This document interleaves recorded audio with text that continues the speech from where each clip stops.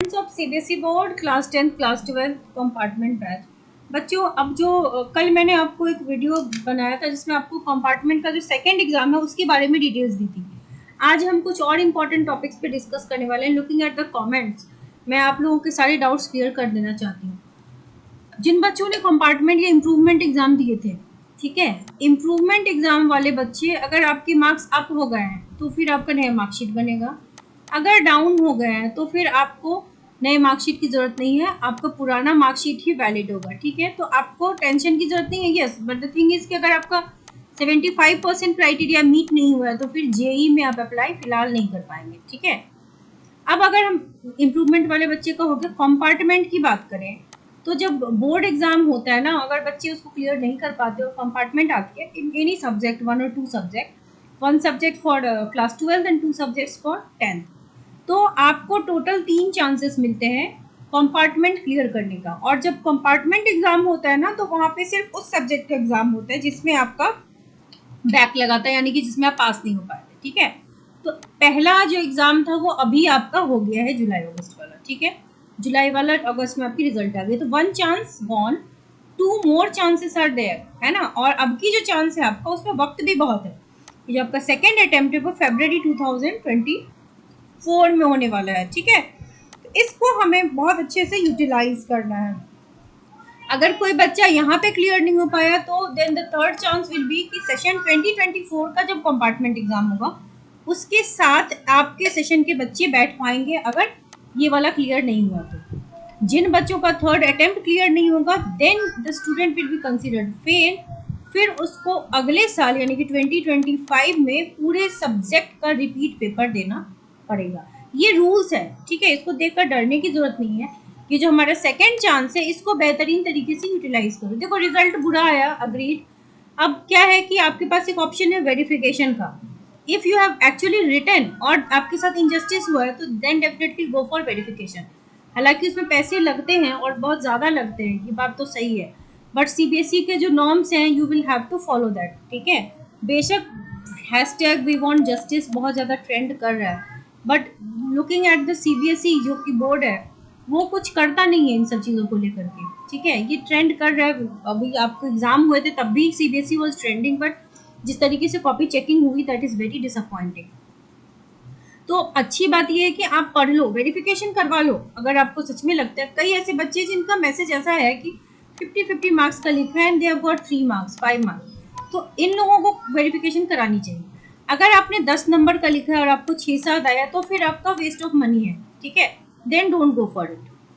अब second chance को अच्छे से यूटिलाइज कीजिए, अच्छे से पढ़िए। यू हैव 6 मोर मंथ्स, अच्छे से पढ़ के पास कीजिए। ठीक है, आप अब किसी स्कूल में नहीं हो, है ना, you not in any school, तो अब स्कूल की तरफ से आपको नोटिफिकेशन नहीं मिलेगी। फॉर्म जो होगा उसका रजिस्ट्रेशन स्टार्ट होगा, तो आपको रजिस्टर होना है। आपका जो फॉर्म स्टार्ट होगा फिलअप वो सितंबर में स्टार्ट होगा। कुछ दिनों में फॉर्म आपका ऑनलाइन अवेलेबल हो जाएगा और वो हम आपको इंटीमेट कर देंगे। ठीक है, तो रजिस्ट्रेशन आपका सितंबर, फॉर्म चार्जेस हो सकता है थोड़े से वैरी कर जाए, 300 हो सकता है, उससे ज़्यादा भी हो सकता है। अब बात करें प्रैक्टिकल की, तो जैसे फर्स्ट कंपार्टमेंट में आपके प्रैक्टिकल के मार्क्स जो थे ना, वो जो स्कूल वाला कैरी फॉरवर्ड हुआ था वही होगा। तो अब मैं बात करना चाहूँगी उन बच्चों की, कुछ बच्चे बता रहे थे कि उनके 10 या 11 दे दिए स्कूल वालों ने प्रैक्टिकल में। 10th वालों में से कुछ बच्चे बता रहे थे, 12th वाले भी बता रहे थे। तो आप अगर ये बच्चे हैं तो टॉक टू योर स्कूल कि अगर आप रिपीट पेपर दे सकते हो प्रैक्टिकल का, फिर आप दे लेना, क्योंकि आपके नंबर प्रैक्टिकल में काफ़ी कटे हुए हैं, तो उससे आपका परसेंटेज डिप हुआ है। तो आपके नंबर अगर अच्छे हैं तो फिर you don't need to talk about that, पर प्रैक्टिकल में अगर खराब नंबर दिए स्कूल वाले तो आज सबसे पहले पूछिए कि स्कूल ने नंबर खराब क्यों दिए, और फिर आप प्रैक्टिकल का रिपीट दे सकते हैं, इससे नंबर बढ़ जाएगा, है ना। सिलेबस और पैटर्न, कई बच्चों के मेल्स देख रही हूँ मैं कि सिलेबस पूछ रहे हैं, तो बेटा सिलेबस सीबीएसई के वेबसाइट पे जो 2023-24 का नया पैटर्न है ना वही है। अब की जो क्वेश्चन पेपर है ना थोड़ा सा और डिफिकल्ट ही आएगा, हार्डर देन दिस ईयर, क्योंकि कॉम्पिटेंसी बेस्ड जो टेस्ट होता है वो 10% से इंक्रीज कर दिया गया है क्लास 10 में भी और 12 में भी। ठीक है, इससे नुकसान ये होता है ना कि अटेम्प्ट के नंबर जो मिलते हैं, आपके पास क्वेश्चन ही कम है अटेम्प्ट लेने को, तो अटेम्प्ट के नंबर जो मान लो कि अगर आप 20 क्वेश्चन हो जिसमें आप अटेम्प्ट ले सकते हो, तो अगर हाफ मार्क्स भी सब में मिला तो 10 नंबर बढ़ गए। लेकिन अगर 10 क्वेश्चंस ही हो तो हाफ हाफ देंगे भी टीचर तो 5 ही नंबर बढ़ा। तो ये डिफरेंस हो रहा है, इसीलिए रिजल्ट खराब हो रहा है। और कॉम्पिटेंसी बेस्ड क्वेश्चंस के लिए आपको एनसीईआरटी बहुत मैंडेट है पढ़ना, ठीक है।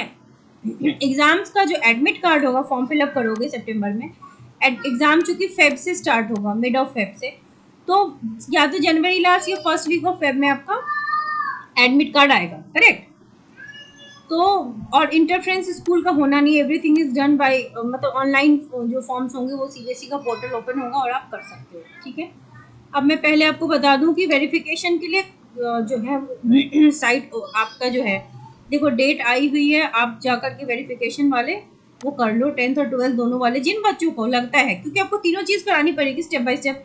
ये सब बहुत बड़े फ्लॉज हैं सीबीएसई के। होना ये चाहिए था, अगर कोई बच्चा डायरेक्ट री इवैल्यूएशन कराना चाहे तो ये हो जाता, या फोटो कॉपी मंगवाना चाहे तो ये हो जाता, बट द थिंग इज कि आपको स्टेप बाय स्टेप ही मूव ऑन करना है। तो अगर आपके नंबर घटे हैं तो then go for it, otherwise कोई फायदा नहीं है। अगर आपको लगता है कि नहीं बढ़ेंगे तो फिर तो कोई डाउट नहीं है। Now talking about special compartment batch 2024, ठीक है। तो ऑनलाइन केमिस्ट्री की क्लास 12th की क्लासेस एंड 10th की क्लासेस स्टार्ट होने वाली हैं, ठीक है। क्लासेस स्टार्ट हो चुके हैं, रेगुलर बैच इज स्टार्टेड, लेकिन जो कंपार्टमेंट का स्पेशल बैच है वो भी स्टार्ट होने वाली है। बहुत से बच्चों के मेल्स आ भी चुके हैं।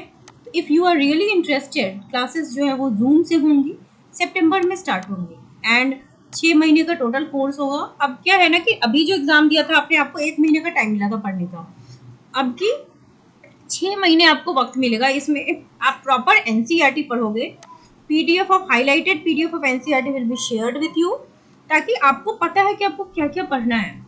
ऑल इंपॉर्टेंट क्वेश्चन जो एनसीईआरटी के होते हैं वो डिस्कस की जाएगी, आपके डाउट्स भी 1 to 1 देखा जाएगा, क्योंकि बैचेज जो होंगे वो काफी स्मॉल होंगे, ठीक है।